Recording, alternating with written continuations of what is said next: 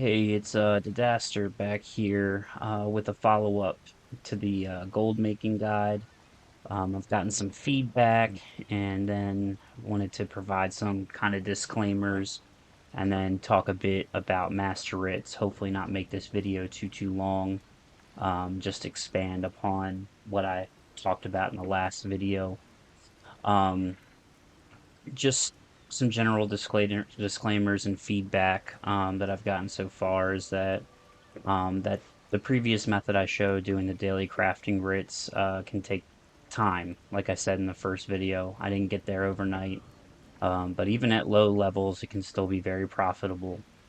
It does require multiple characters and more time to get those characters going.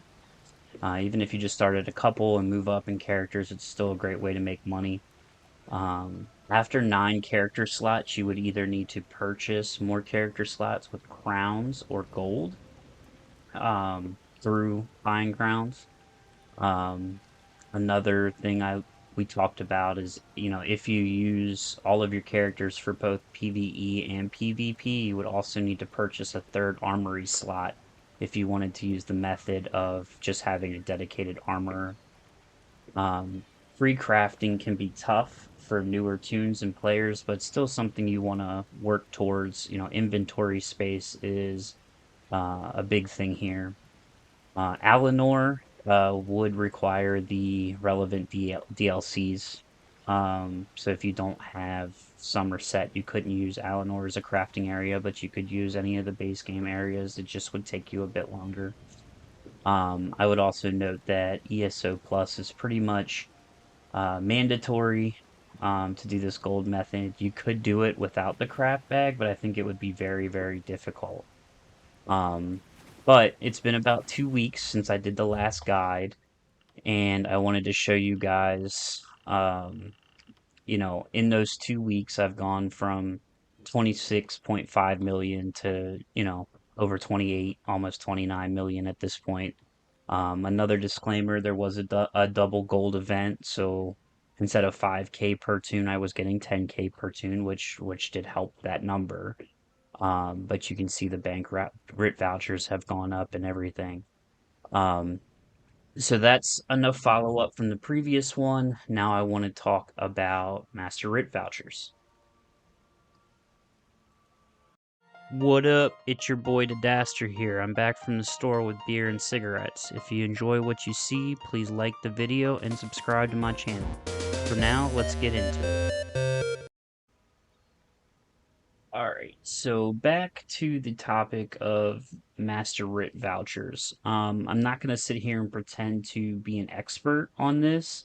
I'm simply going to show what's worked for me in doing this, right?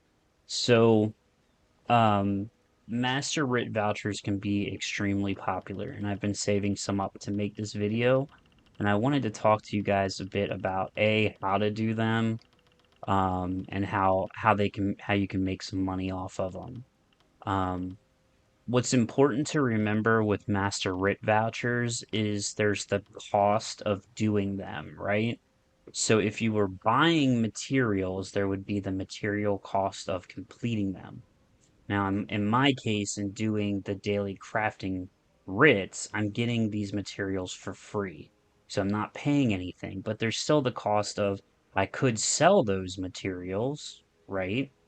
And make the gold that way. So you want to make sure that your cost or your potential profit is more than what it costs to complete the actual writ. So when it comes to these blue crafting writs, I don't do them. They drop all the time. You can see this one specifically is triune, which makes it definitely not worth doing, because you need the triune mat. But typically when I get these blue ones, I just go ahead and delete them. Um, Not a lot of people sell them. Some people fill up guild banks with them You and don't have any stuff like beavers that. But wandering around in here, I do don't you? know No, you know how people this who will buy them. I wouldn't buy them. The next thing we're going to look at here is, say, this purple jewelry crafting rig. So this is infused. and you would need 3 zircon plating, right? On my server, zircon plating are between 25 and 30K a piece. So this would cost roughly, 100K to complete this. Now it's worth 212 RIT vouchers. So I could be close to a crafting table from the RIT vendor by completing this. At the same time, I'm not paying for those purple mats, the zircon platings. I'm just straight doing them, getting them for free, and can either sell them for profit or complete that and make more profit. Same thing with this seal jewelry crafting RIT. You can see this one's worth 605. It's in the healthy trait, so that's easy enough. But when you do this, you'll want to double check the cost, right? So this would cost 4 chromium plating. Chromium plating go between, 70 to 80K on my server. So that's roughly 240K gold. But you would notice I would get 2 crafting tables plus out of completing this. Um, this provisioning writ, whereas this is a 40 writ voucher reward, it's for Acidic Ambrosia, right? So it would also take, you know, the gold fishing materials, which I don't get for free. I'd have to pay for the perfect row, right? So that's probably not worth it to me. If I did a bunch of fishing and saved some up, maybe, but I don't currently do that. These easy enough. Again, another 40 Sigic Ambrosia, probably not worth it. I will say most of the woodworking ones that I do get typically aren't really worth it. Mastic is probably one of the harder ones to get. Same with rosin. So the fact that this would cost me 8 rosin for 53 RIT vouchers, more than likely I could sell those rosin and make more money. So typically these don't sell very well either.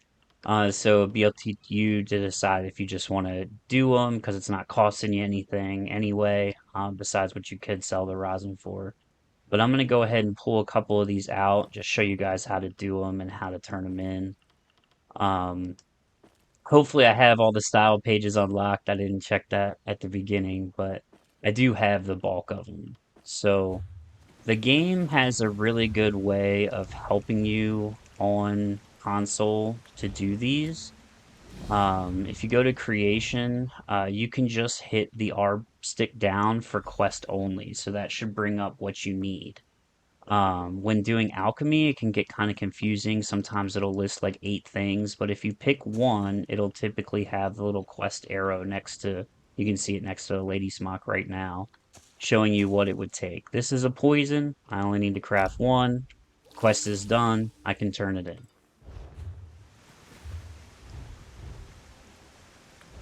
For the blacksmithing one, I am at my guild hall right now, so I can just do it. It'll take me straight to the table that I need. You can see that it, again, quest only. So if you press the Y button, you can just go to quest only and it'll pick what you need to do.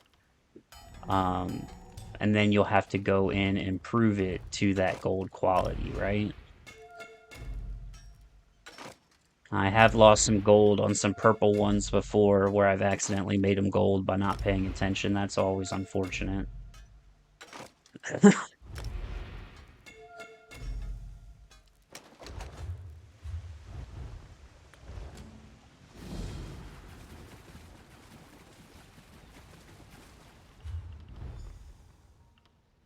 All right, so here's a good example of one where I don't have any Blazed Vine Prism, but what I do have is Crown Mimic Stones. So I know the style, but I don't have the style material. It's probably in a zone I haven't done a whole bunch of questing in or something like that. So I just use the Crown Mimic Stone. Boom, now it's crafted.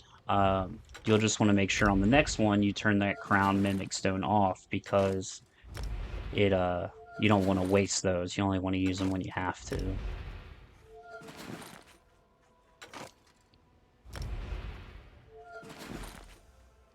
So boom, that's another one done.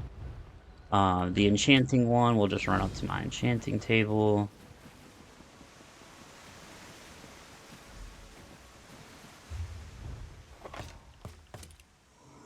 Easy enough. From a math perspective, the kudo's probably worth more than what the the RIT voucher is going to give you back. But they're a great way to make XP, especially if you get a bunch of purple, enchanting ones. You can make, if you turn in 50 of those at a time, that's easy XP. Level you up very quickly. I'll probably have a guide on that when the new characters drop. The Arcanist. But this is the last one, so we'll go ahead and do this jewelry.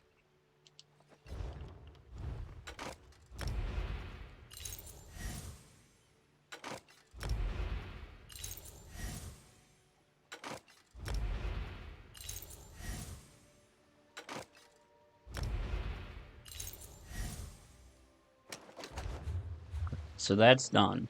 Next, we just go turn it in at your, faction's little RIP voucher turn in place, and we'll see what we came up with.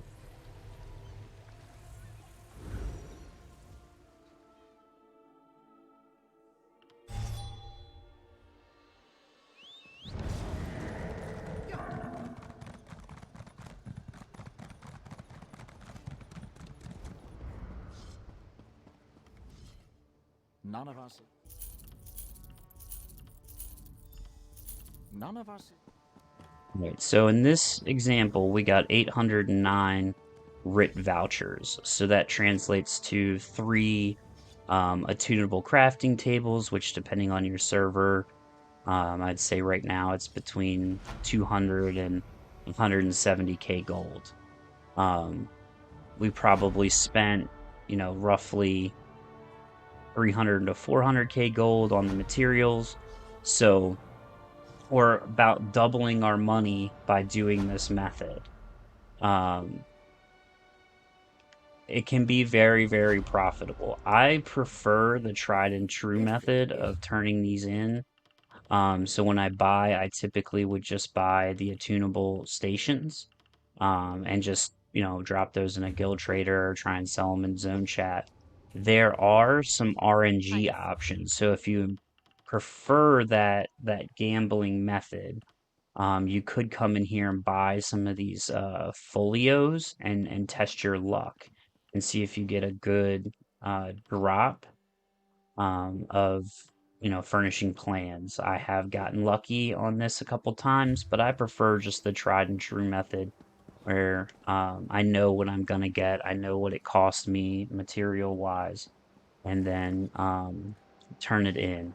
Now, when it comes to increasing your drop rate of master writs, if you look online, it seems like everybody tells you the more motif styles that you know, the better it will be. Um, so I haven't noticed that. I have a Grandmaster Crafter. I haven't noticed that it's gotten any better.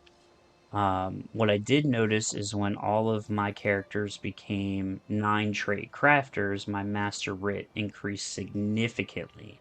So I started getting a lot more. So 9 trait crafting for, the 4 jewelry, clothing, woodworking, and blacksmithing. I got more alchemy when I taught all my characters the different, alchemy, learning those things, botanist or whatever it is, the quest achievement. Um, for enchanting, it was learning all of the different enchanting. I don't even remember what they call it. It's not a big deal. And then for provisioning, it was like learning 100 recipes or something like that. Each one's really super easy. Once that happened, the amount of master writs I got per character went up significantly.